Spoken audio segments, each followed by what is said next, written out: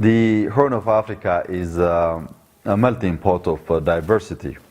Its geopolitics, religion, history, population, and culture has made the region prone to conflict. The region has been at crossroads for a number of reasons. From religious perspective, Christianity and Islam embedded themselves in the region from the earliest days. As well, when we see the issue from resource sharing also comes into play. As an instance, the Nile originates in this region and flows through to Egypt, lacking nation and a mortal association for survival. As a result, these differences have allowed outsiders to play global proxy politics in the geopolitical orientation in the global arena.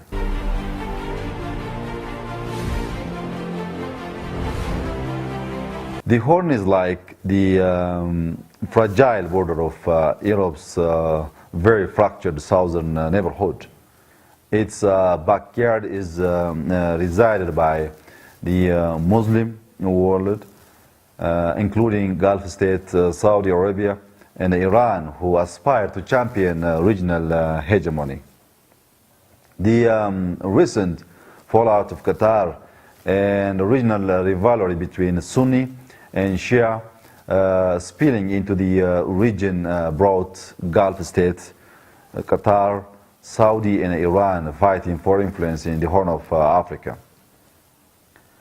Increasing influence from the Gulf has also brought Israel and Turkey onto the passage.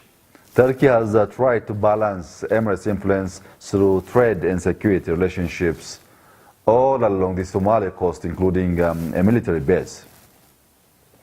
The Western world also postulates the region as a periphery where geopolitical interests are contested and setting a playing field of regional rivalries. In the geopolitical view based on American security and Chinese economic interests, Ethiopia and Kenya tend to get much of the attention this day. For instance, maritime trade between Europe and Asia is about 700 billion each year passes through the region. European interests have also increased due to recent migrant crisis and the string of high-profile terrorist incidents. Consequently, funding for the Horn has increased, emphasizing European influence in the region. Well, financially, East Africa's growing economic power has seen heavy investment from India, which is closing in on China as the region's biggest trading partner. We also consider America and Europe as a major partner in trade alongside more specialized interests, such as the Israel involvement, intelligence and security matters, and the Russian arms trade and the security sectors.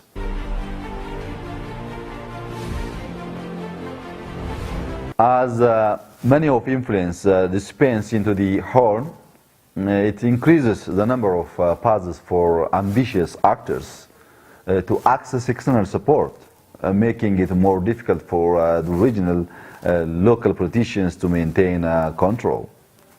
In fact, the Horn is witnessing inter-ethnic conflicts. For example, the conflict in Gambela between Anuak and Nuer, pitting Ethiopia against South Sudan. And the conflict between Afar and Isa Somalis, pitting Ethiopia against Djibouti and Eritrea.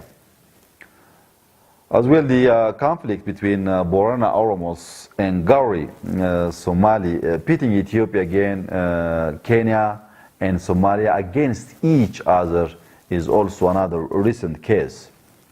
Conflict among Ogaden and other Somali clans, pitting Ethiopia against Somalia, also falls within recent memory. So what's worse, inter-ethnic conflicts are aggravated by proxy powers like the ever-changing loyalties of the Somali federal government and other in the region tied to financial and strategic interests are influenced by Saudi Arabia, Qatar, Iran, and Turkey. Another instance is UAE's desire to acquire the port of Berbera, influences separatists in Somalia, including Puntland and Somaliland. And just recently, the role of Gulf states and Saudi in the Yemeni conflict that involves Sudanese military, along other, has intensified regional stability. This conflict can have a destabilizing effect in the region by disrupting the regional balance of power as countries in the Horn decide to lean on the support on external powers one after another.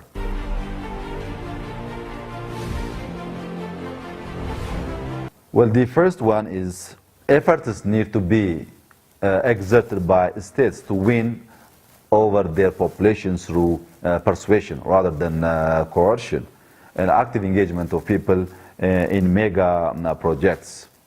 This will prevent discontents from creating new loyalties that are easily exploited from within or by external actors. Another action that needs to be overturned is a mix of poor governance, mutual destabilization, and external intervention into a righteous cycle of participatory government, a regional integration that focuses on building a regional economic market, and thus a region that can negotiate on its behalf with the outside world rather than retail its interests to the first buyer.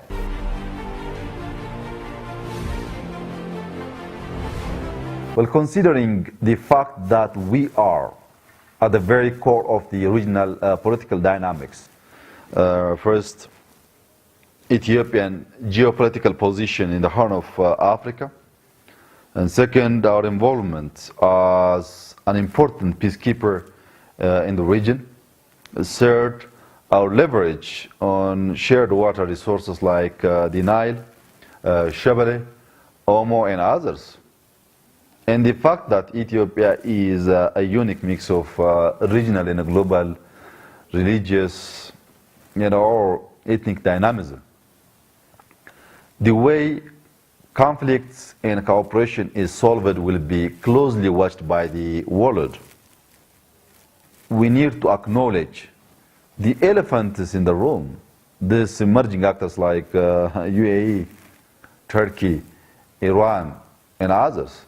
So we need a foreign policy orientation that moves in tandem with domestic political evolution through a paradigm shift of economic and political interests, through policy action, dynamic towards unpredictable and incisive diplomacy. We need to understand and conceptualize the critical matrix that include all the regional players. We need to take into consideration regional tensions like unresolved border conflict between Ethiopia and Eritrea.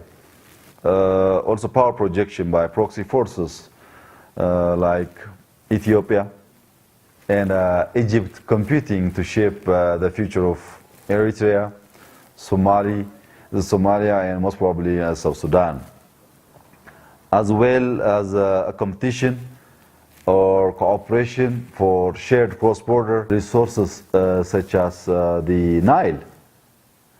So this policy orientation might give us a base to understand the situation and to take action to resolve all problems. Thank you very much.